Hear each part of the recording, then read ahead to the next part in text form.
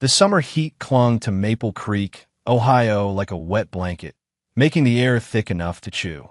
Andrew Rourke stood in his driveway at 6:30 in the morning, lunch pail in hand, staring at the small ranch house he'd bought 9 years ago when Lena was just a baby. Back then, the house had felt full of promise. Now it felt like a trap with windows. The white paint was peeling near the gutters.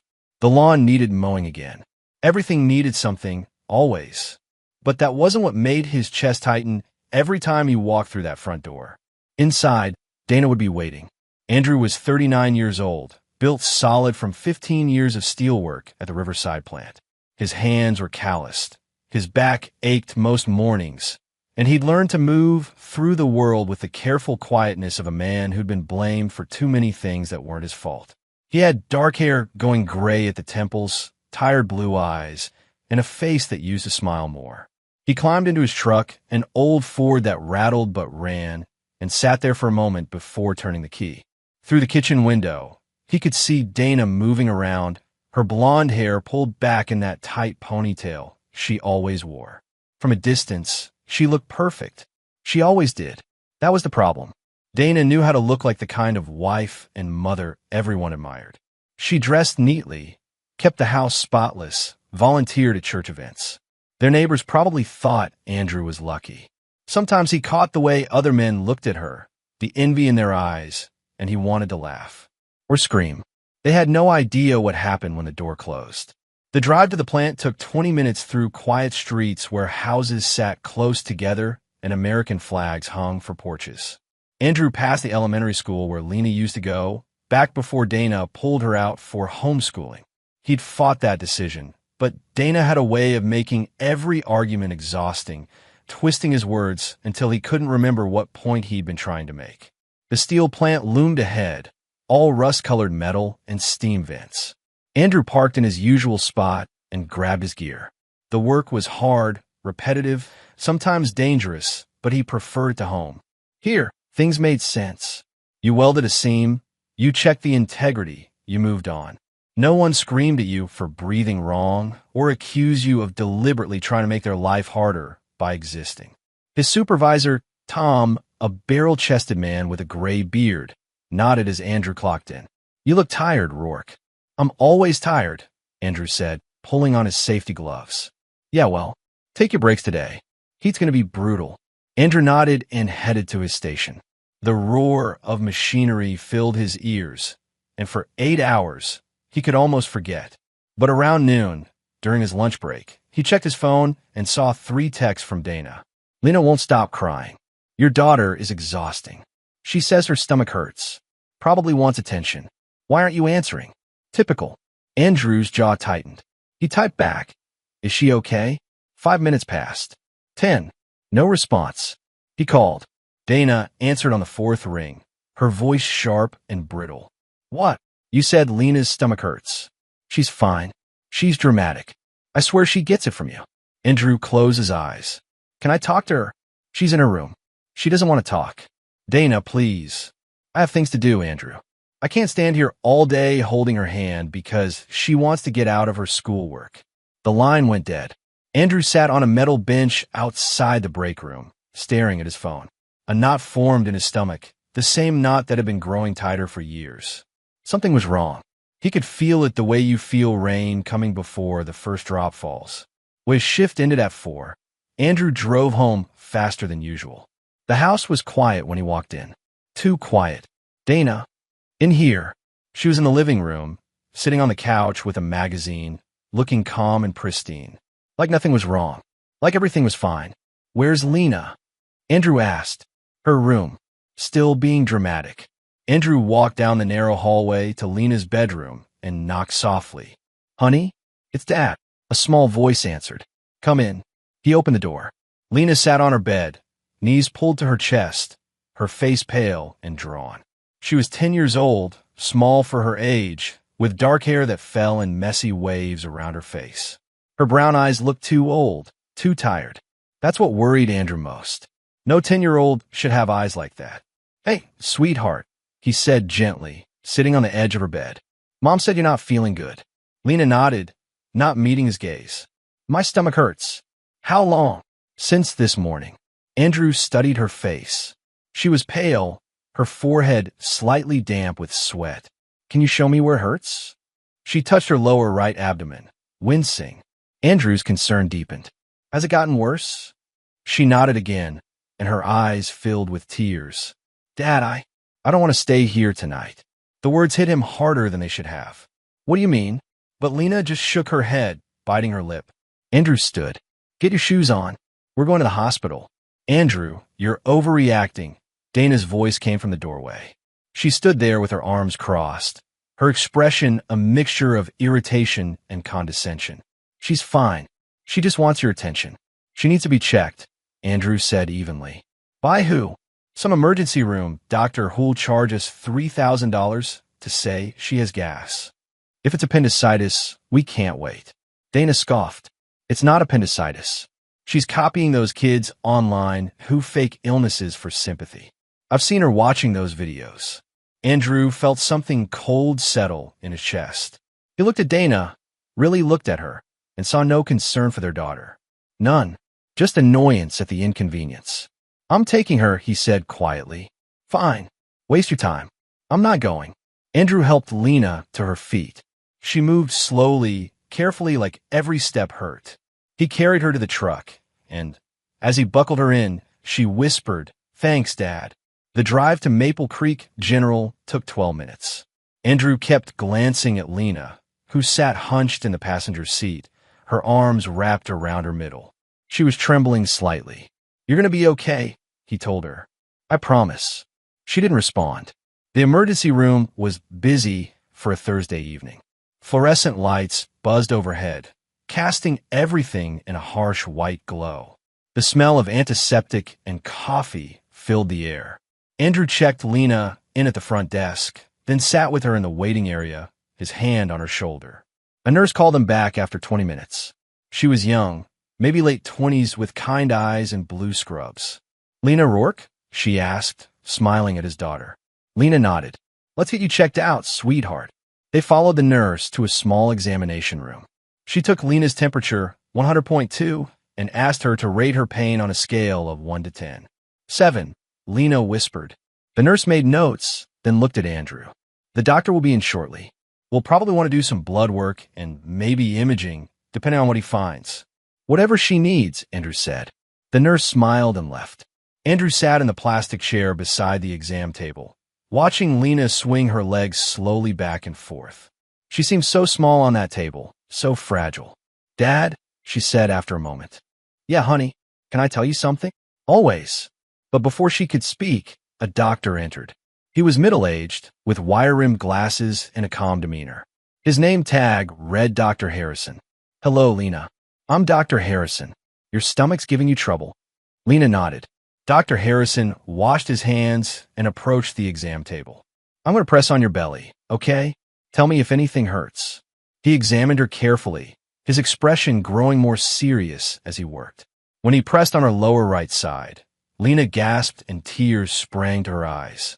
Okay, Dr. Harrison said gently. I'm done. He stepped back and looked at Andrew. I want to run some tests. Blood work, urine sample, and likely a CT scan. We need to rule out appendicitis, but there are other concerns. Other concerns?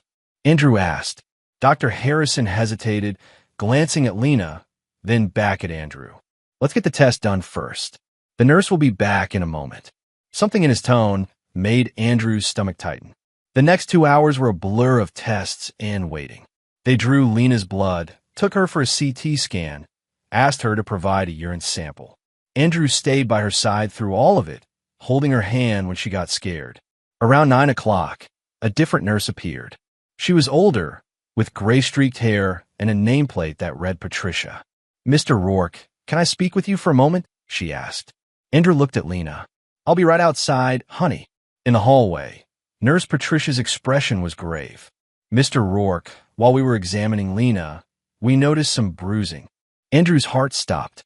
Bruising? On her arms, her ribs, her upper thighs. Different stages of healing, which suggest different incidents over time. The words felt unreal. What are you saying? We're required by law to report any suspected abuse. Dr. Harrison has already contacted Child Protective Services. Andrew's mind reeled. I've seen some bruises. Dana said she was clumsy, that she falls a lot. Patricia's gaze was steady, not accusing, but careful. Has Lena said anything to you about how she got them? No. Whenever I ask, she says the same thing Dana does. That she fell. Mr. Rourke, we'd like to speak with Lena alone for a few minutes. Is that all right? Andrew nodded numbly. Whatever she needs. He sat in the waiting room, his head in his hands. The fluorescent lights buzzed. Somewhere, a TV played the evening news. A child cried in another room. Andrew felt like he was underwater, everything muffled and distant. Dana's voice echoed in his memory. She bruises easily. She's always been clumsy. How many times had he heard that? How many bruises had he seen and accepted the explanation because it was easier than confronting the alternative? 45 minutes passed. Then an hour. Andrew checked his phone. Dana had texted once. Is she dying? Or can you bring her home? He didn't respond. At 11:08 p.m., Patricia emerged from the back. Her expression was somber. Mr. Rourke, we need you to come back. Please don't contact your wife yet. Andrew's blood ran cold. Why? Please come with me. He followed her to a small consultation room.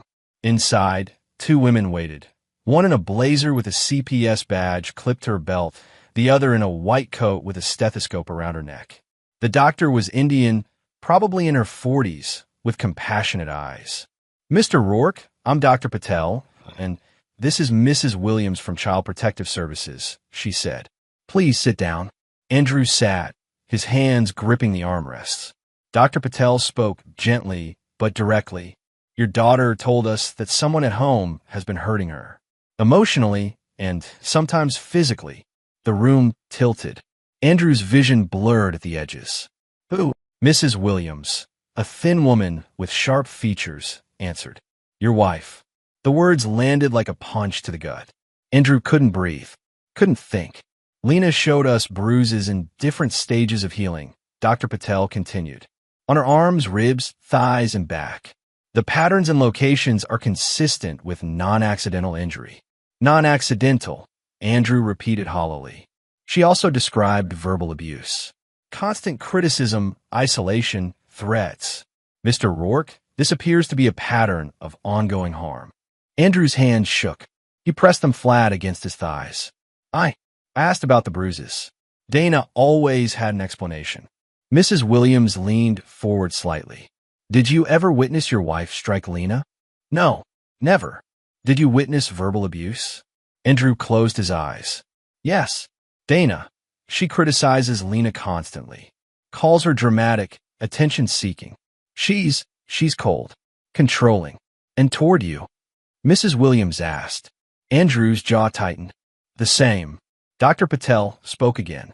Mr. Rourke, we're legally obligated to report this to law enforcement. They'll conduct an investigation. In the meantime, we need to ensure Lena's safety. Where is she now? Andrew asked. Still here. We wanted to speak with you first. Can I see her? Of course. They led him to another room where Lena sat on an exam table, a blanket wrapped around her shoulders. When she saw Andrew, her face crumpled and she started crying. I'm sorry, Daddy. I'm so sorry. Andrew crossed the room in 3 strides and pulled her into his arms. You have nothing to be sorry for. Nothing. You hear me? She sobbed against his chest. I didn't want to tell. I was scared she'd get mad. You did the right thing, Andrew said, his voice breaking. You were so brave. Mrs. Williams stood in the doorway. Mr. Rourke, we need to make arrangements for tonight. Lena can't return home until we've completed our assessment. Andrew pulled back and looked at his daughter's tear-streaked face. Where will she go? Typically, we'd place her in emergency foster care, but if there's a safe relative. My sister, Andrew said immediately. Julie. She lives in Dayton, but she'll come. That would be preferable. We'll need to speak with her and do a quick background check, but if everything clears, Lena can stay with her temporarily. Andrew called Julie from the hallway. She answered on the second ring, her voice groggy. Andrew, it's almost midnight. Jules, I need your help. He explained everything. Julie was silent for a long moment, then said, I'm getting in my car right now. I'll be there in an hour and a half. Thank you. Andy, how do we not know? Andrew's throat tightened. I don't know. While they waited for Julie, 2 police officers arrived. They spoke with Lena first, then with Andrew. They asked questions about Dana's behavior, about the bruises, about Lena's daily life. Andrew answered mechanically, each word feeling like a betrayal, even though he knew it wasn't. He was protecting his daughter. That's all that mattered. One of the officers, a woman with dark hair, pulled back in a bun, asked, "When you go home tonight, your wife will ask where Lena is. What are you going to tell her?" Andrew looked at the officer. "The truth. We advise against confrontation until—" "I'm not confronting her. I'm informing her." The officer exchanged a glance with her partner. "All right, but if things escalate, call us immediately." Julie arrived at 12:43 a.m. She was 2 years younger than Andrew, with the same dark hair and blue eyes. She hugged him tightly, then went straight to Lena. "Hey, kiddo," she said softly. "You gonna come stay with me for a little while? Okay." Lena nodded, exhausted. After signing paperwork and getting instruction from CPS, Julie took Lena to her car. Andrew walked them out, kissing his daughter's forehead. "I'll see you tomorrow," he promised. "Okay, Daddy." He watched them drive away, then stood in the parking lot for a long time, staring at nothing. Finally, he got in his truck and drove home. The house was dark except for one light in the kitchen. Andrew sat in the driveway for several minutes, gathering himself. His phone buzzed. "Dana again. Where are you?" He got out of the truck and walked to the front door. His hands were steady. His mind was clear. Something inside him had changed in that hospital. Something had hardened into steel. When he opened the door, Dana was waiting in the kitchen, arms crossed, her face tight with anger. "Well," she demanded. "Where is she?" Andrew set his keys on the counter. "In a safe place." Dana's expression shifted to rage so quickly it was almost impressive. "Safe from what?" "From you. You're trying to turn her against me." Andrew looked at his wife, really looked at her. He saw the perfect hair, the perfect clothes, the perfect mask, and beneath it nothing. No concern for their daughter. No worry. Just fury at losing control. "Lena told the doctors what's been happening," he said calmly. Dana scoffed, actually scoffed. "She lies. Kids lie all the time, Andrew. You know how she exaggerates." "Not about this." "About what? What exactly is she accusing me of?" "Hitting her. Hurting her." Dana's laugh was sharp and false. "That's ridiculous. I've never laid a hand on her. She's making it up for attention. There are bruises. Different stages of healing. She falls. I've told you 1,000 times, she's clumsy." Andrew's voice remained level. "The doctors disagree." Dana's expression changed again, shifting to something softer, more calculated. She took a step toward him, her voice dropping to that sweet tone she used when she wanted something. "Andrew, honey, this is a misunderstanding. We can fix this. Just tell them she made it up. You know how sensitive she is. You know she wants attention. She probably saw something online and thought it would be dramatic too." "Stop." Dana blinked. "What?" "Just stop." He watched her closely, searching for any sign of genuine remorse, any flicker of concern for their daughter.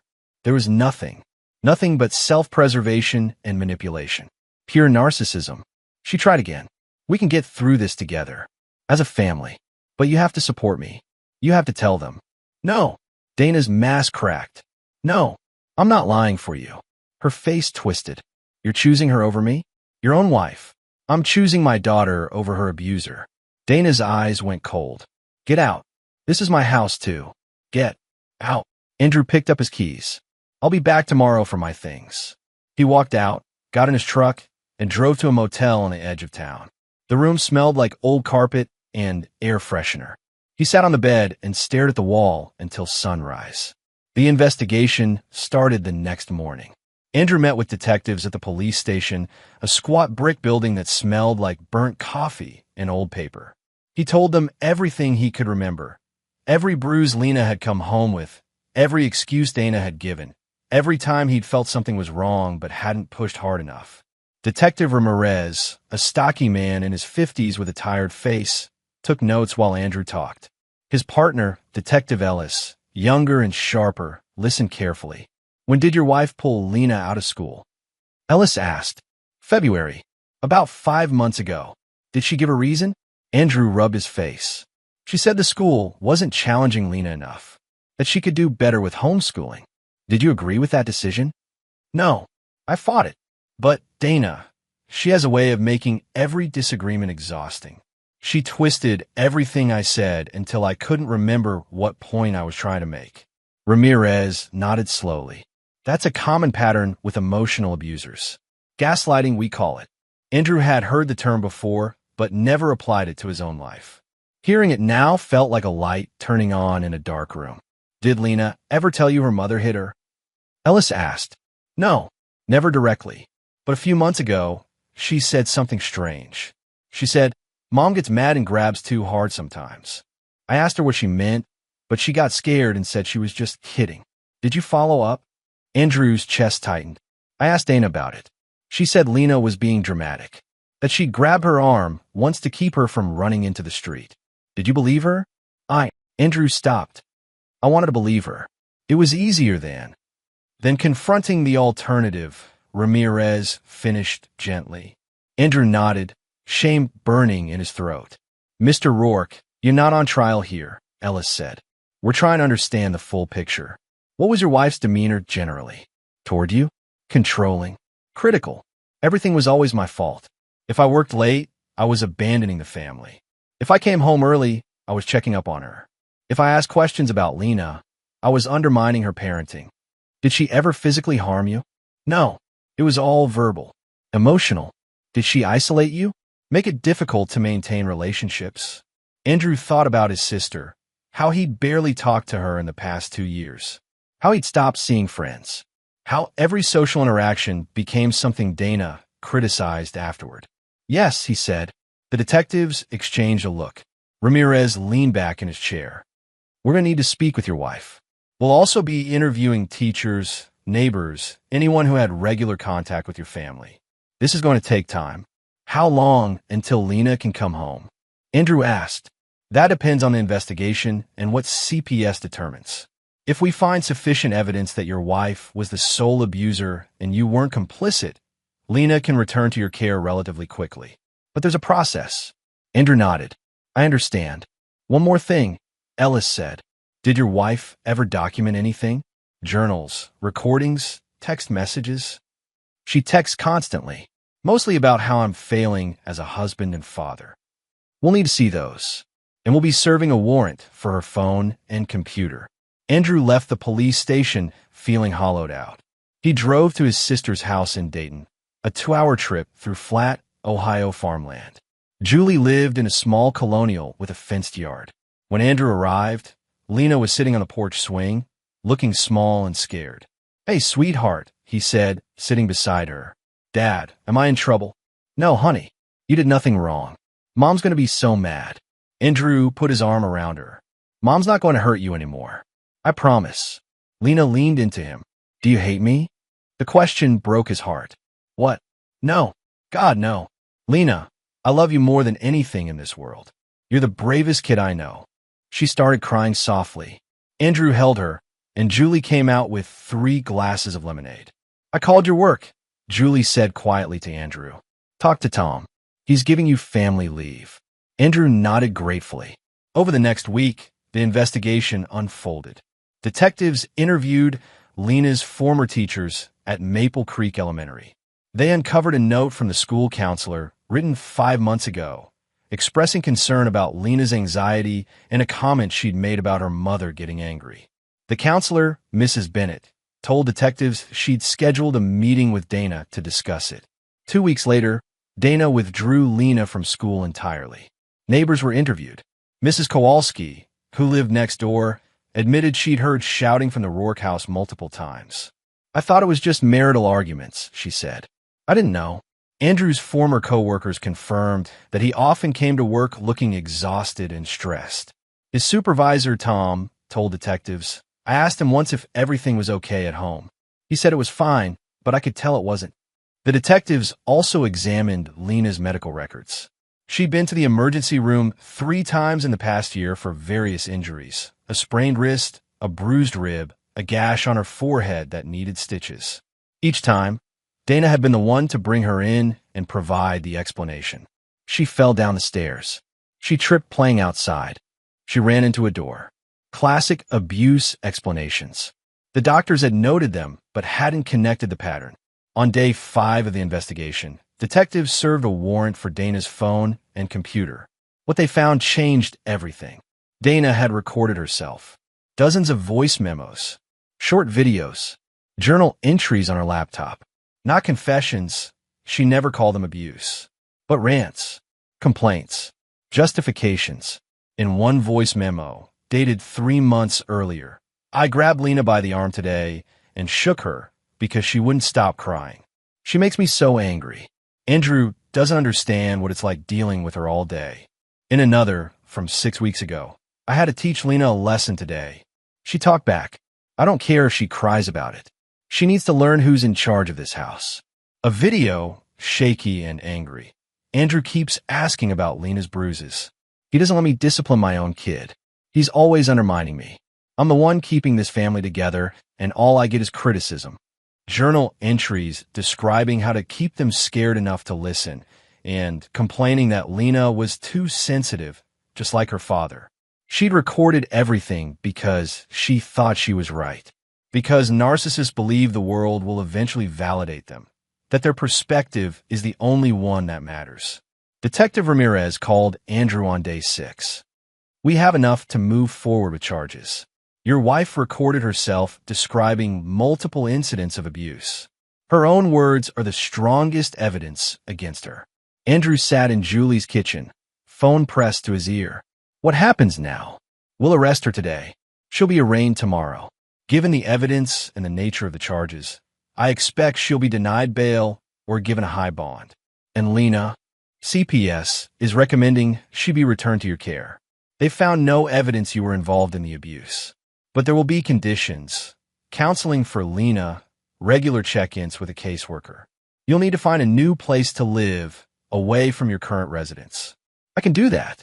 Good. I'll be in touch. Andrew told Lena the news that evening. They sat on Julie's porch as the sun set, painting the sky orange and pink.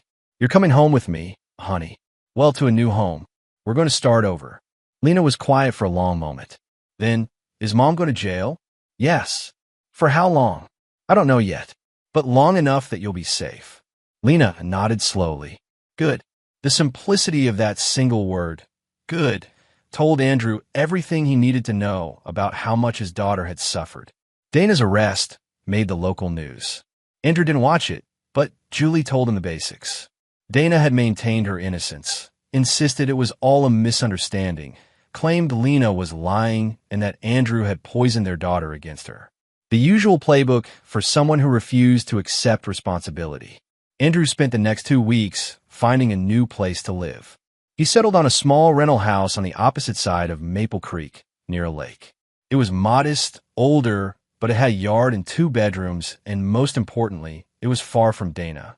He moved his and Lena's belongings while Dana was in jail awaiting trial. Walking through the old house felt surreal. Everything looked the same. The furniture, the pictures on the walls, the spotless kitchen. But it all felt contaminated now, tainted by what had happened within these walls. Andrew packed quickly, taking only what they needed. He left most of the furniture. He didn't want any of it. Lena came home on a Tuesday afternoon. She walked through the new house, slowly, touching walls, looking out windows. When she saw her new bedroom, Andrew had painted it light blue and bought new furniture. She smiled for the first time in weeks. It's nice, Dad. Yeah. They spent the evening setting up her room, hanging posters, organizing her books. It felt good to do something normal, something simple. That night, as Andrew was making dinner, there was a knock at the door. He opened it to find Detective Ellis. Mr. Rourke, can I come in? Of course. They sat in the small living room. Lena was in her bedroom with headphones on. I wanted to update you, Ellis said. Your wife's trial date has been set for October. The prosecutor is pursuing charges of child endangerment, multiple counts of assault, and contributing to the physical and emotional harm of a minor. What's she facing? If convicted on all counts, up to 10 years. Probably closer to 7 with good behavior. Andrew nodded slowly. She's going to fight it. They always do. but the evidence is overwhelming. Her recordings alone are damning. She'll find a way to twist it. That's what she does. Ellis leaned forward. Mr. Rourke, I've been doing this for 12 years. I've seen a lot of manipulators. Your wife is certainly one of them. But juries aren't stupid. They'll see through it. Andrew wanted to believe that. There's something else, Ellis said. We found text messages between your wife and her mother. She was telling her mother about disciplining Lena. Her mother's responses were supportive. Andrew's stomach turned. Dana's mother knew? It appears so. We're investigating whether there's enough for a failure to report charge. After Ellis left, Andrew sat alone in the dark living room.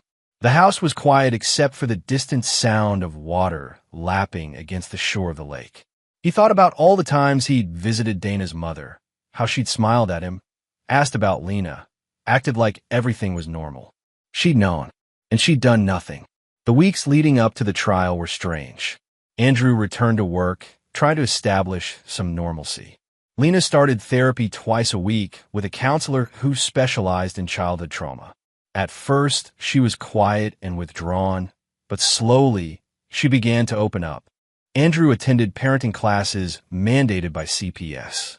He learned about recognizing abuse, supporting traumatized children, creating safe environments. He thought he knew how to be a father, but he realized he had so much to learn. One evening in September, Andrew and Lena sat on the back porch of their new house, watching the sunset over the lake. Lena had been quieter than usual all day. What's on your mind, sweetheart? Andrew asked. I have to testify, don't I? Andrew's chest tightened. The prosecutor said she might call you, but only if it's absolutely necessary. I don't want to see her. I know, but I want to tell what happened. So everyone knows. Andrew looked at his daughter, this brave, resilient kid who'd endured so much. Whatever you decide, I'm proud of you. Lena nodded, then leaned her head against his arm. They sat like that for a long time, watching the light fade from the sky. The trial began on October 14th, a cool autumn day when the leaves were just starting to turn. Andrew sat in the gallery with Julie beside him. The courtroom was small, paneled in dark wood, with fluorescent lights that made everything look harsh and cold. Dana sat at the defense table with her attorney, a slick-looking man in an expensive suit named Richard Brennan. She wore a conservative dress, her hair styled perfectly, her makeup subtle. She looked like a victim, not an abuser. That was the point.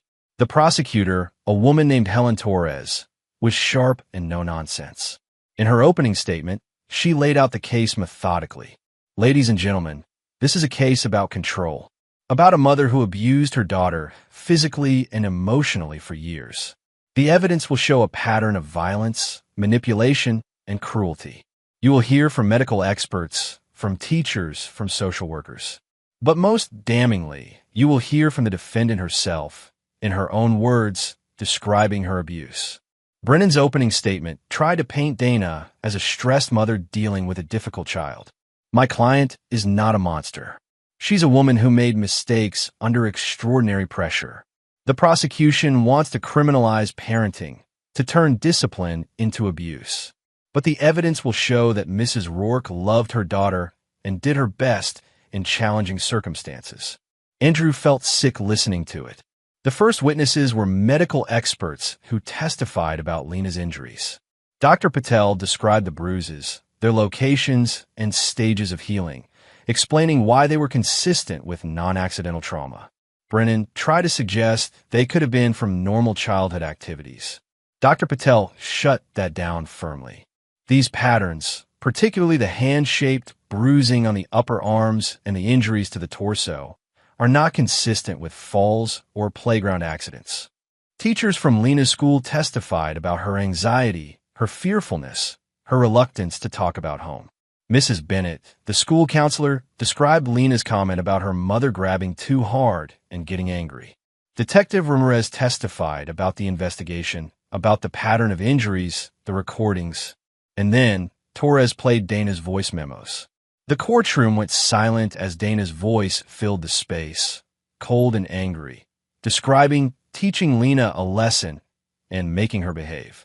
Each recording was worse than the last, stripping away any pretense that this was about discipline or stress. Dana sat perfectly still at the defense table, her expression blank. But Andrew saw the tightness in her jaw, the way her hands clenched in her lap. After 3 days of prosecution witnesses, it was the defense's turn. Brennan called Dana's mother to the stand. She testified that Dana had always been a devoted mother, that Lena was a difficult child, prone to exaggeration. Torres destroyed her on cross-examination, bringing up the text messages where Dana described hitting Lena and her mother responded with encouragement. So, when your daughter texted you that she'd finally gotten Lena to shut up by grabbing her hard enough to leave marks, your response was good. She needs to learn, correct? Dana's mother stammered. That's taken out of context. What context makes encouraging child abuse acceptable? No answer. Then Brennan made a mistake. He called Dana to testify. She took the stand wearing a cream-colored blouse and a composed expression. She'd been coached well, Andrew could tell. She looked sympathetic, even vulnerable. Brennan asked her about being a mother, about the challenges of raising a child, about the stress. Dana answered carefully, her voice soft and sad. I love my daughter. Everything I did was to try to help her, to teach her. I never meant to hurt her. Did you ever strike your daughter? Sometimes I had to discipline her, but I never beat her. What about the recordings? I was venting. I was frustrated and alone. I said things I didn't mean. Everyone does that. It was a good performance. Andrew saw some jury members nodding slightly. Then Torres stood for cross-examination.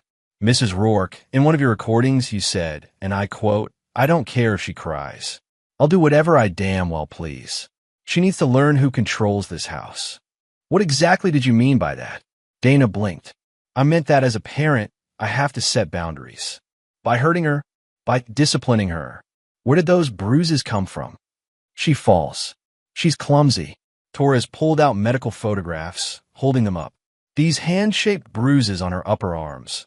She fell onto a hand. Dana's composure cracked slightly. I may have grabbed her to stop her from running off. How hard did you have to grab a 10-year-old child to leave bruises that lasted 2 weeks? I don't know. I didn't mean to. You didn't mean to leave bruises? Or you didn't mean to get caught? Objection, Brennan shouted. Sustained, the judge said. Rephrase, Ms. Torres. Torres nodded. Mrs. Rourke, in your journal, you wrote that you needed to keep them scared enough to listen. Who is them? Dana's eyes darted to Andrew. My family. And why did your family need to be scared? That's not. I didn't mean scared. I meant respectful. But you wrote scared. Those are your words. Dana's mask was slipping. Andrew could see the anger building beneath her calm exterior. I was frustrated, she said tightly. You were abusive, Torres corrected. I was doing my best. Your best involved hitting your daughter. She made me angry. She wouldn't listen. She was always crying, always wanting attention, always. Dana stopped abruptly, realizing what she'd said. The courtroom was dead silent. Torres waited a beat, then said quietly, no further questions. Brennan tried to repair the damage on redirect, but it was too late. The jury had seen the mask fall.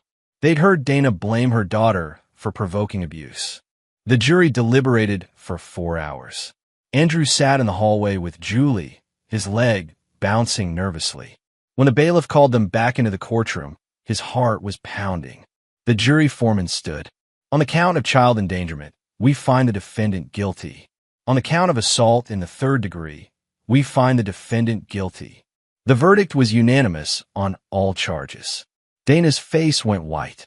She gripped the edge of the table, her carefully constructed composure finally shattering completely.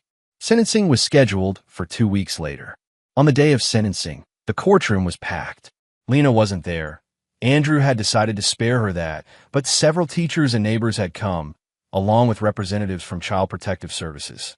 The judge, a stern woman in her 60s named Judge Morrison, reviewed the case file before speaking. Mrs. Rourke, I've reviewed the evidence in this case extensively. The recordings, the medical evidence, the testimony. What emerges is a picture of systematic abuse. Not a moment of poor judgment or a parent pushed to the edge, but a sustained pattern of cruelty toward a vulnerable child. Dana stared straight ahead, her jaw clenched. Children are not property to be controlled. They are human beings deserving of love, safety, and dignity. You violated that fundamental principle repeatedly and without remorse. Judge Morrison paused. I'm sentencing you to 7 years in state prison for child endangerment and contributing to the physical and emotional harm of a minor. You will be eligible for parole after serving 5 years, contingent on completing appropriate therapy and demonstrating genuine rehabilitation. Dana's attorney stood. Your Honor, we'd like to request. Request denied. Judge Morrison said flatly. Bailiff, remand the defendant. As the bailiff approached, Dana turned and looked directly at Andrew. Her eyes were filled with hatred, pure and undiluted. You ruined my life, she hissed. Andrew met her gaze without flinching. You ruined your own. Dana was led away, and for the first time in years, Andrew felt like he could breathe. Outside the courthouse, Helen Torres approached him. Mr. Rourke, how are you holding up? I don't know yet, Andrew admitted. It doesn't feel real. It will. Give it time. She smiled slightly. You did the right thing. A lot of fathers wouldn't have. I should have done it sooner. You did it when you could. That's what matters. Andrew drove back to Maple Creek, the October landscape rolling past his windows. The leaves were brilliant reds and golds, the sky clear and blue. The world looked different somehow, lighter. When he got home, Julie was there with Lena. They'd made dinner, spaghetti, Lena's favorite. How did it go? Julie asked quietly. 7 years. Lena looked up from the table. She's really not coming back? Not for a long time, sweetheart. And when she does, she won't be allowed near you. Lena nodded slowly, then returned to twirling spaghetti on her fork. She seemed calmer than she had in months. That night, after Julie had gone home and Lena was asleep, Andrew sat on the back porch of their little rental house. The lake was dark and still, reflecting the stars. The air smelled like autumn, leaves and wood smoke and the promise of winter. He thought about the past months, about everything that had happened. Part of him felt guilty for not seeing it sooner, for not protecting Lena better. But another part, the part that had hardened into steel during that night at the hospital, knew he'd done what he could with what he knew at the time. And now, he was doing better. Over the following weeks, life settled into a new rhythm. Andrew returned to full-time work at the steel plant. Lena continued therapy and slowly began to seem more like herself, or perhaps more like who she was always meant to be, without fear holding her back. She laughed more. She talked more. She was still quiet sometimes, still cautious, but the fear in her eyes was fading. Andrew painted the living room a warm yellow. They got a cat from the shelter, a orange tabby Lena named Mango. They established routines, breakfast together every morning, homework at the kitchen table, movie nights on Fridays. Simple things, normal things, things Dana had never allowed because she needed everything to be about her, to revolve around her needs and moods. In December, Lena's therapist told Andrew she was making remarkable progress. She's incredibly resilient, Dr. Chin said. She's processing the trauma in healthy ways. You're doing everything right, Mr. Rourke. I'm just trying to be there for her. That's exactly what she needs. Christmas that year was quiet but good. Andrew and Lena decorated a small tree, baked cookies, watched old movies. Julie came over for Christmas Eve dinner, and they ate too much and laughed until their sides hurt. On Christmas morning, Lena opened her presents slowly, savoring each one. Andrew had gotten her art supplies, books, a new bike. But the gift she seemed to treasure most was a simple photo frame. Inside was a picture Andrew had taken of the two of them by the lake, both smiling in the golden autumn light. Thanks, Dad, she said, hugging him tightly. You're welcome, sweetheart. Later that evening, as they sat by the Christmas tree, Lena asked a question Andrew had been waiting for. Dad, do you miss her at all? Andrew thought carefully before answering. I miss the person I hoped she could be, but I don't miss who she actually was. Me neither. They sat in comfortable silence, the tree lights twinkling in the dimness. I'm glad it's just us now, Lena said quietly. Me too, honey. Me too. In February, Andrew received a letter from Dana. It had been forwarded through her attorney, as she was prohibited from contacting him directly. He considered throwing it away unopened, but curiosity got the better of him. The letter was exactly what he expected. Dana insisted she'd been wrongly convicted, that everyone had turned against her, that Andrew and Lena would regret what they'd done.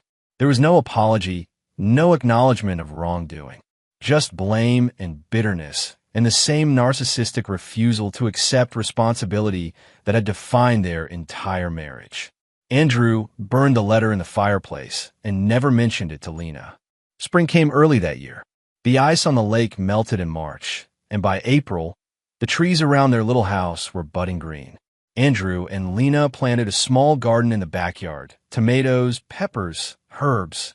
They worked side by side, hands in the dirt, mangoes stalking butterflies nearby. Think they'll grow? Lena asked, patting soil around a tomato plant. Only one way to find out. She smiled at him, and Andrew felt something warm unfold in his chest. Hope, maybe, or just contentment. In May, Lena asked if she could go back to regular school in the fall. Andrew contacted Maple Creek Elementary, and they were welcoming and supportive. They'd heard about the case, understood what Lena had been through, and were prepared to help her transition back. She'll be in 5th grade, the principal said. We have an excellent teacher, and our counselor is available if Lena needs support. Andrew thanked her and told Lena the news that evening. She was nervous but excited. It'll be good to have friends again, she said. Yeah. Mom never let me have friends over. She said other kids were bad influences. Andrew's jaw tightened, but he kept his voice gentle. Well, you can have as many friends over as you want now. Lena grinned. Summer passed in a blur of simple pleasures. Swimming in the lake, bike rides, reading on the porch, building things in the garage. Andrew taught Lena how to use basic tools, and together they built a birdhouse that they hung from an oak tree in the backyard. By the time September rolled around and school started, Lena was ready. Andrew drove her to school that first day, walking her to her classroom. You good? He asked at the door. I'm good, Dad. She hugged him quickly, then went inside. Andrew watched through the window as she found a seat, as other kids smiled at her, as the teacher welcomed her warmly. He drove to work with a lightness in his chest he hadn't felt in years. That evening, Lena came home full of stories about her day, about the kids she'd met, about what they'd learned. Andrew listened, smiling, as she talked through dinner. Everyone was really nice, she said. And my teacher, Mrs. Patterson, she's really cool. She said we're going to do a science project on ecosystems. That sounds fun. It is. I'm going to partner with this girl, Emma. She likes art too. Andrew felt grateful beyond words. His daughter was healing. She was happy. One evening in October, exactly 1 year after the trial, Andrew and Lena sat on the porch swing watching the sunset. The air was cool, the leaves turning again, the world cycling through another season. Dad, Lena said quietly. Yeah, honey. Thank you. Andrew looked at her. For what? For believing me. For protecting me. His throat tightened. You never have to thank me for that. It's my job and my privilege. Lena leaned her head against his shoulder. I know, but still, thank you. They swayed gently on the swing, the chains creaking, the lake water lapping at the shore. Somewhere in the distance, geese called as they flew south for the winter. Andrew thought about Dana, locked away in prison, probably still insisting she was the victim, still refusing to see what she'd done. He didn't hate her anymore. Hate required energy he didn't want to waste. He simply didn't think about her much at all. His life was here now, with Lena, with work and the little house by the lake and the garden they'd planted and the cat sleeping on the couch inside. Simple things. Good things. What are you thinking about? Lena asked. How lucky I am, Andrew said honestly. Even with everything that happened, especially with everything that happened. Because we're here now. We're safe. We're together. Lena nodded against his shoulder. I feel lucky too. They watched the sun sink below the horizon, painting the sky in shades of orange and purple and deep blue. The stars began to appear, one by one, like tiny promises in the darkness. Andrew wasn't naive. He knew Lena would carry scars from what Dana had done. Therapy would be part of her life for years, maybe forever. There would be difficult days, moments when the past crept back in. But she was strong, and she was loved, and that made all the difference. Ready to go inside? Andrew asked as the temperature dropped. Yeah. They stood, and Andrew put his arm around Lena's shoulders as they walked to the door. Mango greeted them inside, meowing for dinner. Lena laughed and went to feed him. Andrew stood in the doorway for a moment longer, looking back at the lake, the stars, the peaceful evening. He thought about the man he'd been a year ago, exhausted, trapped, afraid to confront the truth. He wasn't that man anymore. He'd built something better, something real, and no one, not Dana, not the past, not anything, was ever going to take that away from them again.